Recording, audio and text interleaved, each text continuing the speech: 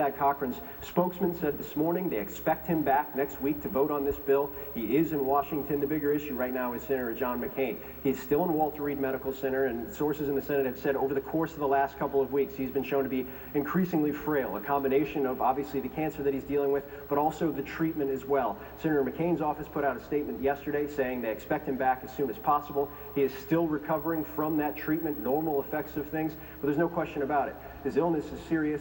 They're trying to figure out when he's going to be back, and at this moment, Wolf, they don't have an answer to that. And with all of that put together, it just shows that there is still some uncertainty, despite how fast Republicans have moved, and as Jeff noted, the very quick timeline in which they want to complete this by early next week. Yeah, Senator McCain, he's at the Walter Reed Medical Center in Bethesda, Maryland, outside of Washington. We wish him, obviously, only the best. Thanks very much.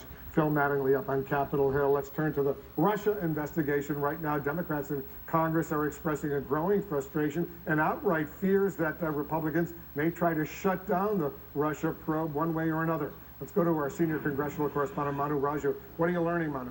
Well, partisan tension is growing on this committee. Democrats on this panel are raising concerns that there's an effort by the Republicans to stack up these witnesses, move through these witnesses rather quickly, and actually go ahead and try to shut down this investigation rather soon before they're able to really chase down a number of leads that have emerged from this witness testimony, and saying also that some of these witnesses have come forward before they've gotten some of the adequate documents and been able to prepare for these witnesses who have come forward. Now, next one development that's prompted some concern is a decision by the committee next week to hold off-site interviews with two witnesses who are tied to President Trump. One, Felix Sater, who's a Russian-American businessman who is behind an unsuccessful project to build a Trump Tower Moscow project.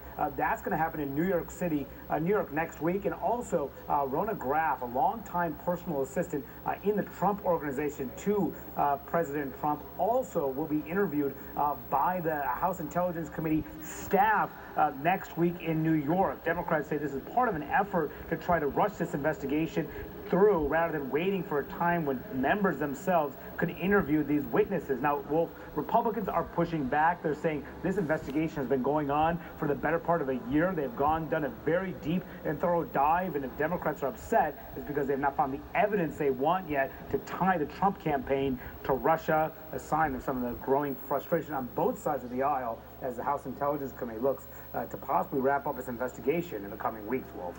Manu Raju reporting for us. Manu, thanks very much. Let's talk about all of this and more with the top Democrat of the House Intelligence Committee. Congressman Adam Schiff is joining us right now here in the Situation Room. Congressman, thanks for coming in. My pleasure. So you just heard Manu Raju's report. Do you fear Republicans are laying the groundwork to end the Russia investigation? I do, and I think you could see, Wolf, during the hearing yesterday with Rod Rosenstein, as so many of the Republicans in unison were attacking the integrity of Bob Mueller, attacking the impartiality of his investigation, and calling for an end to it, and rather the appointment of a special counsel to investigate Hillary Clinton. If they're willing to go to that length to discredit the FBI, the Justice Department, Bob Mueller, they certainly will have no compunction about shutting down the House investigation. Indeed, I think they view shutting us down as a prerequisite to shutting Bob Mueller down, and we see some very disturbing signs that that's what they intend to do. We are scheduled to have witness interviews out of state at a time next week, when we'll be voting to keep the government running, when we'll be voting to potentially on this tax bill for the wealthy. So we can't leave to do these interviews, and nonetheless, even though these witnesses are very important and have been on our witness list for months and months, and they haven't been willing to bring them in until now, they're pulling these kind of tactics, which say to me, they're trying to bring us to an end. Yesterday, the Deputy Attorney General, Rod Rosenstein, was before the House Judiciary Committee, and he had these kinds of questions from several Republicans. Listen to this.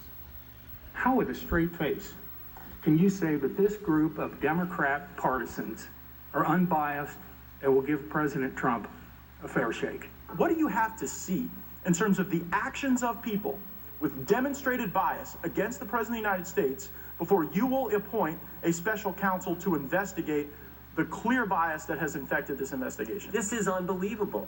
And I'm here to tell you, Mr. Rosenstein, I think the public trust in this whole thing is gone. So it seems to me you got two things you can do. You're the guy in charge. You're the guy who picked Mueller. You're the guy who wrote the memo saying why he needed to fire Comey.